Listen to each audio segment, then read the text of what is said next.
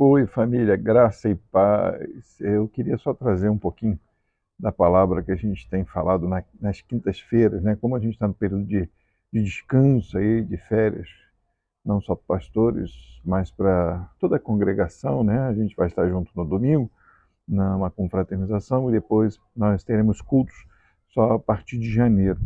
Então, mais para que a gente não perca o foco, né, da palavra, eu quero estar de vez em quando trazendo aqui algumas palavras, né, vindas do Senhor e já de estudos que a gente tem feito. A gente tem estudado nas quintas-feiras a primeira carta de Tessalonicenses, né, carta que Paulo escreveu aos Tessalonicenses, e nós chegamos no último capítulo. E nós estamos estudando este último capítulo já há um tempinho. E hoje eu não vou acabar ele. Eu quero ler alguns versículos e trazer uma palavra breve para os nossos corações.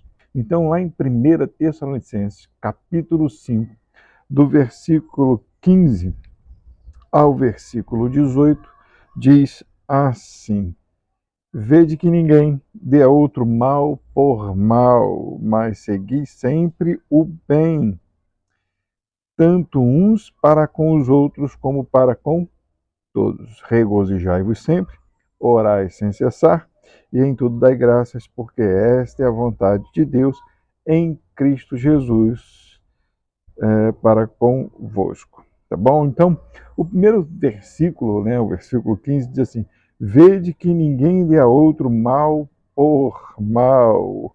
É interessante essa questão, porque eu me lembro muito de quando eu era criança, né, jogando bola ou brincando com os meus irmãos.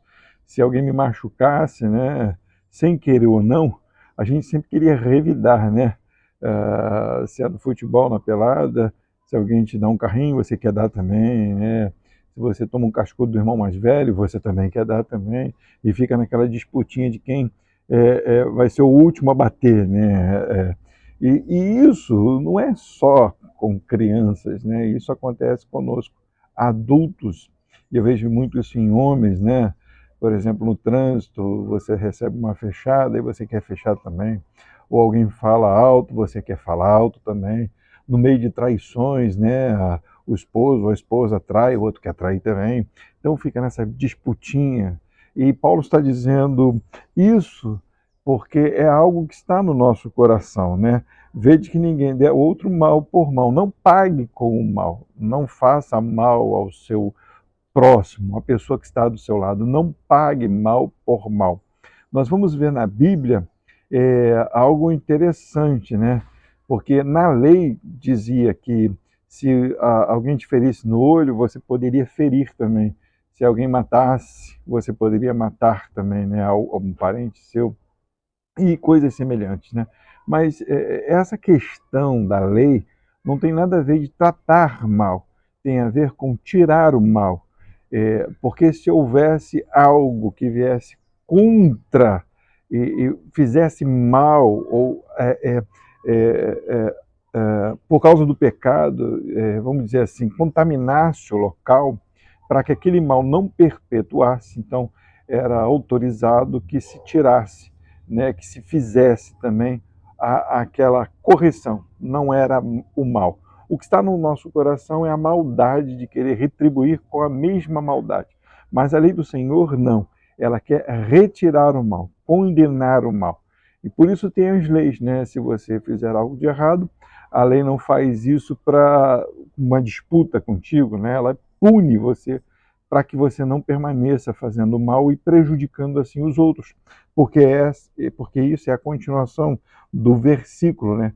Para que tire o mal da gente, ele diz assim: vede que ninguém dê a outro mal por mal, mas segui sempre o bem, tanto uns para com os outros como para com todos.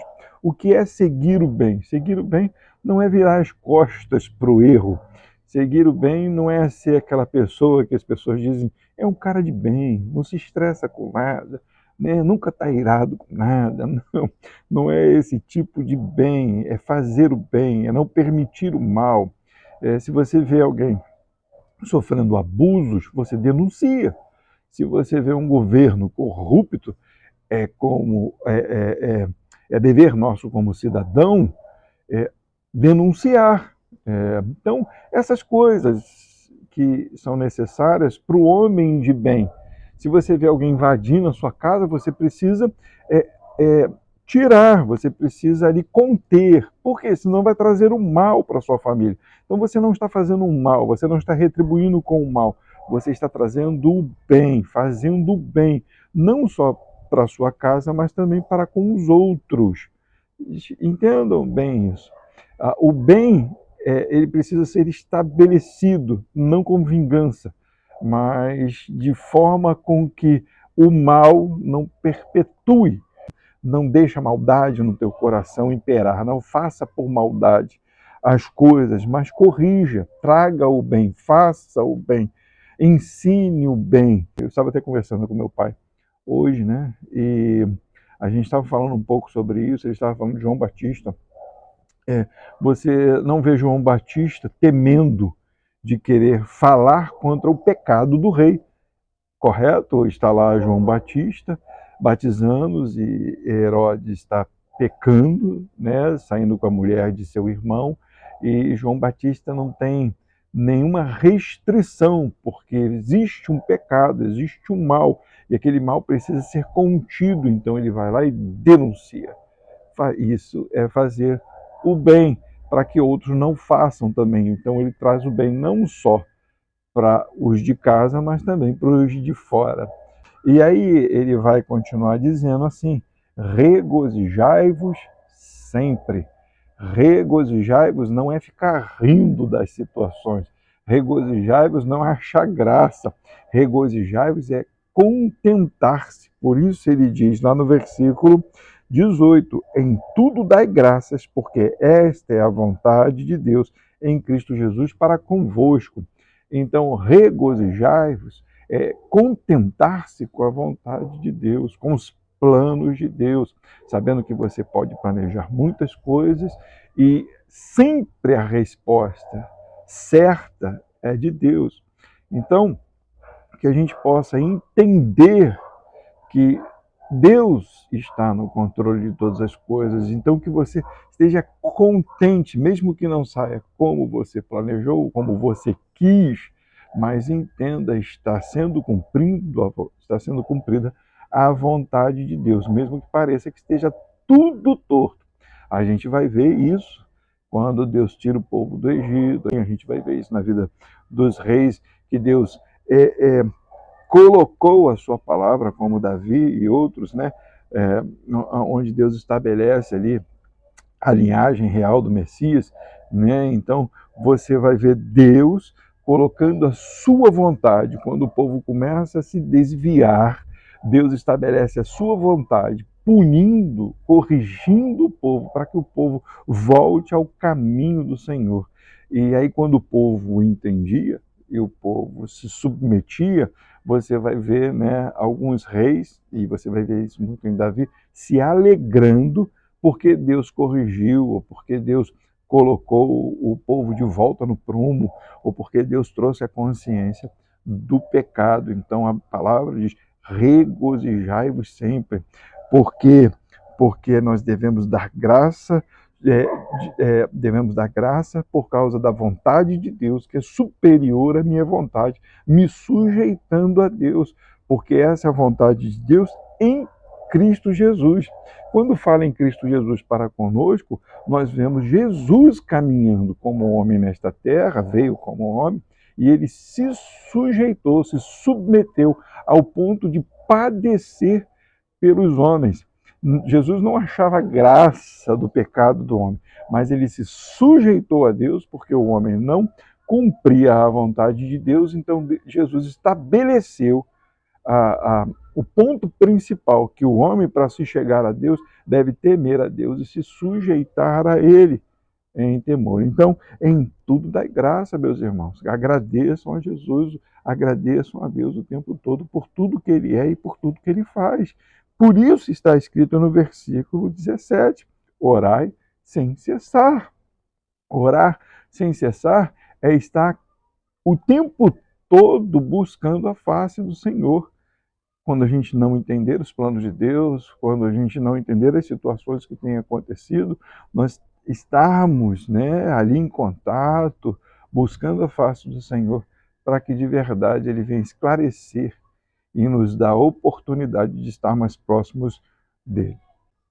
Então, orar sem cessar é clamar a Deus, orar sem cessar é se sujeitar a Deus.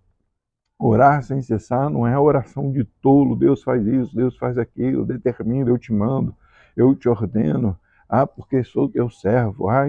Eu sei que tem na Bíblia algumas orações onde o próprio onde a própria pessoa diz, sou teu servo, mas não é no sinal de faz o que eu quero, é o Senhor me escolheu, sou teu servo porque faço a tua vontade, o que o Senhor quer determinar como servo eu cumpro, tá entendendo? Não é eu sou teu servo, faz a minha vontade, é um troço bem lógico, né? Então, que a gente entenda essa questão da oração, de buscar a Deus, buscar a face do Senhor, buscar a intimidade com o Senhor, buscar estar mais perto do Senhor. E a gente precisamos nos aproximar dele com orações e súplicas, agradecendo a ele pela sua vontade, que é superior a tudo que a gente possa pensar ou imaginar. Bem, que essa palavra alcance o teu coração e alcance o meu coração. Não faça nada por vingança, faça sempre para o bem, e isso entregando a tua vida sempre ao Senhor, com orações e súplicas, agradecendo a Ele em todo o tempo. Deus abençoe sua vida, amo vocês, e que cada dia mais nós possamos buscar o reino de Deus e não a nossa vontade.